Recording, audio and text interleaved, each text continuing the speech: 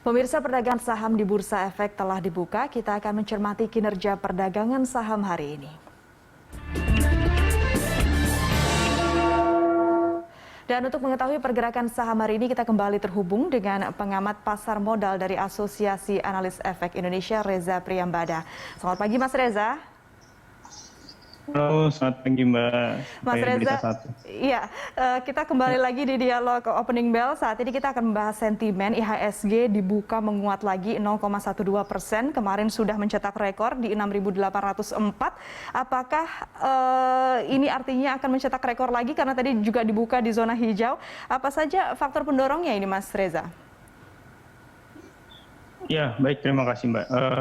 Kalau kita lihat dari sentimen yang ada, tampaknya pelaku pasar melihat adanya rilis pertumbuhan ekonomi Indonesia ya, yang di level 5% itu cukup membantu sentimen positif yang ada di bursa saham kita ya gitu. Meskipun pergerakan dari nilai tukar rupiah tidak terlalu mendukung ya, dan di sisi lain juga kalau kita lihat dari lapangan juga kan terdapat kenaikan level PPKM 3 ya di sejumlah wilayah, tapi tampaknya hal itu tidak menyurutkan pelaku pasar untuk kembali masuk ya gitu. Dan kalau kita lihat memang secara pergerakan indeks memang pergerakan dari IHSG yang sempat mengalami pelemahan di beberapa periode sebelumnya itu juga turut dimanfaatkan pelaku pasar untuk masuk ya gitu. Sehingga sampai dengan hari ini pergerakan dari IHSG terus menunjukkan langkah yang positif ya Mbak. Artinya Mas Reza, kalau Anda mengatakan bahwa PDB yang cukup baik ini dan menguatkan kepercayaan investor pada pasar modal Indonesia dan menguatkan IHSG, apakah hari ini IHSG akan mencetak rekor kembali? Ya, setelah kemarin berhasil mencapai nilai tertingginya di 6.800 ya, untuk hari ini kan juga target resisten dari kita tuh di level antara 6.850 sampai dengan 6.866 gitu. Artinya sepanjang IHSG masih ditopang oleh maraknya aksi beli, maka saya pikir IHSG masih bisa menuju area resisten tersebut. Ya. Sampai kapan kira-kira Mas Reza ini akan terus mengalami penguatan? Karena biasanya kalau sudah terlampau tinggi, kemudian akan turun juga seperti itu kan? Dari analisa Anda, seberapa lama IHSG akan terus mencetak rekornya seperti kemarin? Ya, ini kalau kita lihat dari pergerakan IHSG ya, ini kan berarti IHSG sudah mengalami kenaikan 3 hari berturut-turut ya gitu. Nah, terus kemudian antara tanggal 4 dengan tanggal 7 itu terdapat adanya gap di level antara 6731 sampai dengan 6748 gitu. Nah, itu juga perlu diwaspadai. Nah, saya pikir beberapa sentimen yang perlu diwaspadai ya terkait dengan peningkatan jumlah kasus COVID ya, yang kembali mengalami peningkatan yang sangat cepat ya. Itu juga bisa menjadi sentimen negatif ya. Terus kemudian ketika ada pemberitaan kembali terkait dengan tapering the Fed, itu juga bisa menjadi penghambat laju dari indeks itu untuk kembali mengalami penguatan ya gitu. Jadi saya pikir ada beberapa sentimen negatif yang memang perlu diwaspadai dalam beberapa hari ke depan ya. Kalau tadi Anda mengatakan mungkin kasus atau perkembangan COVID-19 nasional ini bisa menjadi penekan, apakah ini ada kaitannya langsung dengan PPKM, artinya dengan pembatasan pergerakan mobilitas ini sangat berpengaruh bagi pasar modal?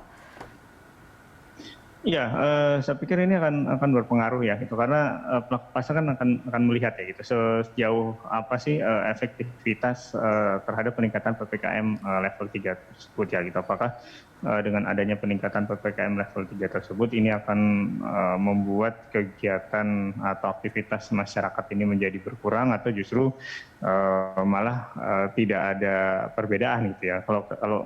Kalau melihat dari historis kemarin itu kan bahwa meskipun PPKM ditingkatkan sampai dengan level 4, tapi di sejumlah wilayah masih terdapat keramaian, kerumunan ya. Bahkan ada beberapa media yang memberitakan adanya konser musik yang melibatkan banyak masyarakat ya gitu. Jadi ini juga akan menjadi penilaian masyarakat seberapa efektif penerapan dari PPKM tersebut. Ya, kalau penerapan dari PPKM tersebut ternyata benar-benar akan sangat membatasi mobilitas dari masyarakat, tentu ini akan menjadi perhatian pelaku pasar dan kemungkinan pelaku pasar akan melihat gitu sektor-sektor mana saja yang nantinya akan terdampak. Baik, sekarang kita bergeser ke global, Mas Reza. Kalau kita lihat ini akan ada rencana kenaikan suku bunga acuan The Fed, tadi juga Mas Reza sempat menyampaikan. Tapi tampaknya ini juga belum mengurungkan investor untuk memborong saham, bahkan tercatat kalau saya tidak salah net buy investor asing kemarin ini 1,96 triliun rupiah. Artinya memang ini belum ada pengaruhnya atau mungkin karena sudah diantisipasi, seperti apa Mas Reza? Iya, terkait dengan tapering The Fed atau rencana The Fed untuk melakukan pengetatan kebijakan moneternya, ini kan sebenarnya sudah dari sekitar November atau Desember ya disampaikan ke pasar ya gitu. Nah, tapi saya pikir pelaku pasar juga sudah memfaktorkan gitu bahwa nantinya The Fed itu akan cepat atau lambat akan menaikkan tingkat suku bunganya gitu. Nah, cuma apakah sesuai dengan harapan atau tidak itu yang masih menjadi pertanyaan kan itu. Kalau melihat dari sejumlah pengamat, mereka memperkirakan akan ada 3 kali kenaikan suku bunga The Fed gitu. Nah, tapi tentunya kita juga melihat bahwa The Fed akan melihat kembali kan itu kondisi di Amerika Serikat itu seperti apa kan itu. Apalagi kalau kita lihat dari data sejumlah negara kan Amerika masih menjadi nomor 1 jumlah COVID terbanyak ya gitu, dan ini juga akan menjadi pertimbangan The Fed juga gitu, apakah akan menaikkan suku bunga sesuai dengan rencana mereka atau mungkin mengurangi atau mungkin bahkan menunda untuk menaikkan tingkat suku bunga. Gitu. Dan selain dari suku bunga acuan ini, Mas Reza, juga Amerika Serikat akan merilis data inflasi, tepatnya nanti Kamis waktu setempat, sudah mencapai 7% tahun 2021 ya, sudah rekor. Apakah kemudian nanti akan tembus rekor kembali, dan analisa Anda ini akan pengaruhnya seperti apa kepada IHSG? Iya, dengan adanya kenaikan inflasi yang sangat tinggi di Amerika Serikat, ini kan akan memberikan kayak semacam persepsi gitu bahwa jangan-jangan nanti The Fed akan menaikkan suku bunga seperti itu. Nah, coba di sisi lain pelaku pasar kan sebenarnya masih wait and see nih itu. Kira-kira kapan sih The Fed itu akan menaikkan tingkat suku bunga kan itu. Apalagi kalau melihat inflasi Amerika yang cenderung tinggi seperti itu. Jadi sampai dengan saat ini memang belum terlihat efeknya langsung kepada bursa saham kita, tapi ketika nanti sudah terjadi aksi dari The Fed atau katakanlah The Fed sudah memberikan sinyal-sinyal tertentu terhadap perubahan tingkat suku bunganya, maka ini akan menjadi sentimen buat pergerakan pasar saham kita, termasuk juga pergerakan pasar obligasi dan juga nilai tukar rupiah kita ya. Baik, Mas Reza, kita akan melanjutkan perbincangan analisis pasar saham setelah jeda. Pemirsa, tetaplah bersama kami. IDX Opening Bell akan kembali usai jeda berikut.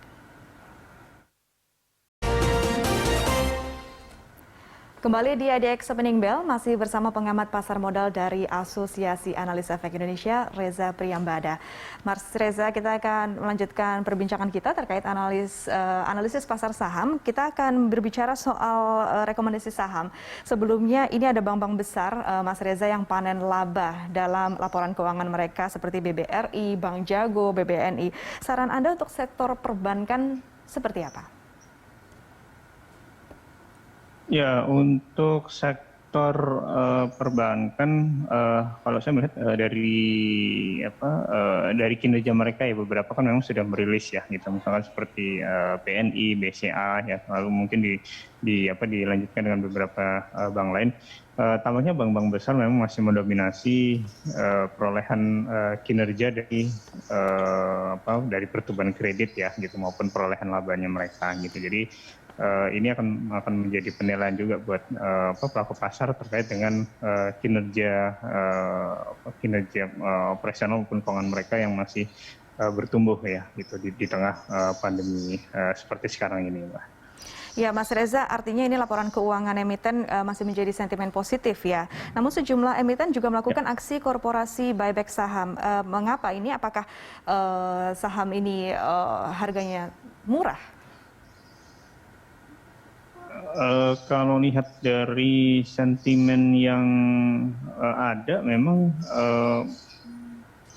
tampaknya buyback ini kan masih menjadi salah satu salah satu strategi ya gitu dari sejumlah emiten ya gitu untuk mengatur jumlah likuiditas sahamnya gitu, termasuk juga mengatur pergerakan harga sahamnya. Nah, dengan emiten melakukan buyback, mereka melihat bahwa harga saham perseroan itu dinilai masih rendah gitu. Nah, terus kemudian bahwa harga saham tersebut ini memiliki valuasi yang lebih tinggi dibandingkan dengan pergerakan harga saham untuk saat ini. Jadi itu yang mungkin menjadi pertimbangan dari sejumlah emiten melakukan buyback saham. Ya, kalau tadi Anda juga sempat mengatakan bahwa sektor perbankan ini masih menarik untuk dicermati ya, Mas Reza. Rekomendasi Anda untuk sektor perbankan apa saja untuk para investor? Ya, beberapa saham-saham perbankan ya yang kita lihat cukup menarik ya.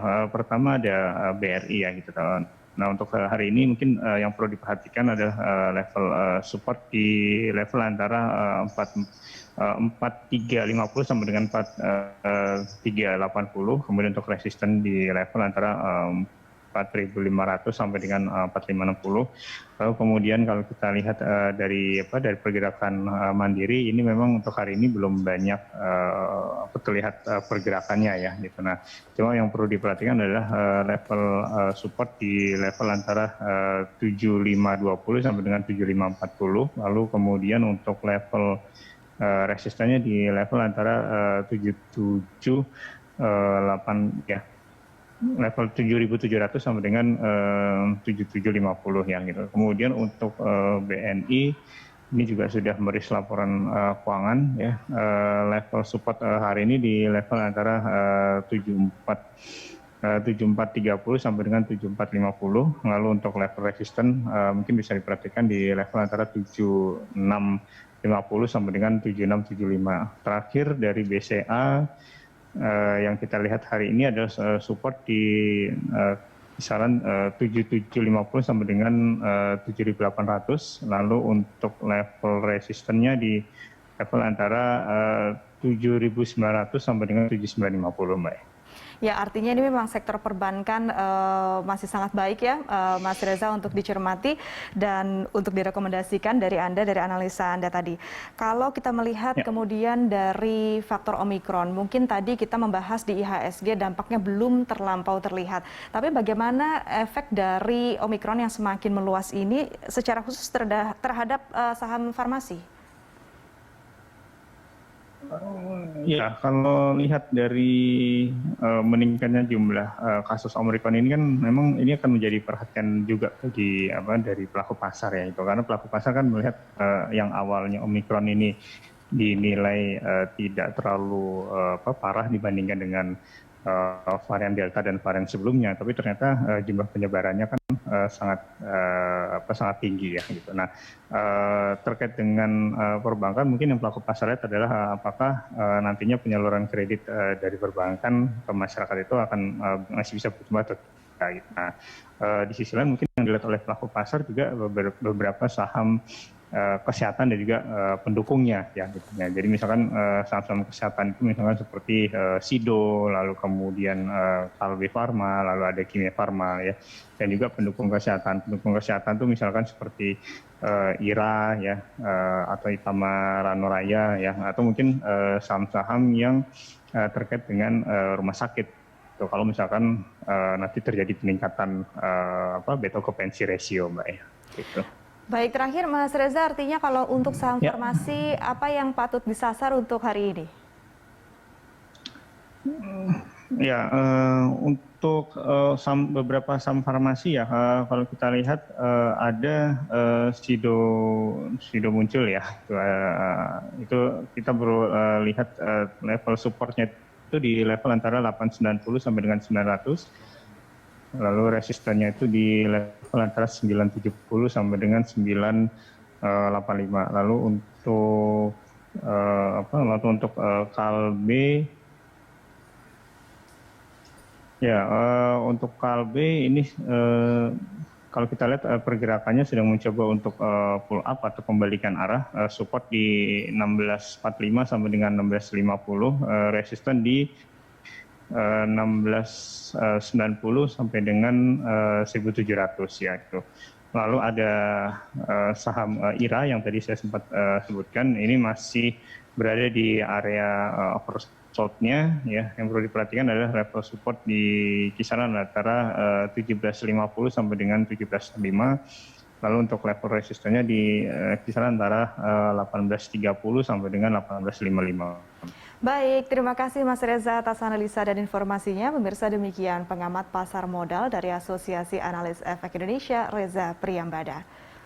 Pemirsa, sampai di sini IDX Opening Bell menemani pagi Anda. Anda bisa mengirimkan informasi dan saran kepada kami lewat email di redaksi @berita1.tv atau follow kami via Twitter, Facebook, YouTube, dan Instagram.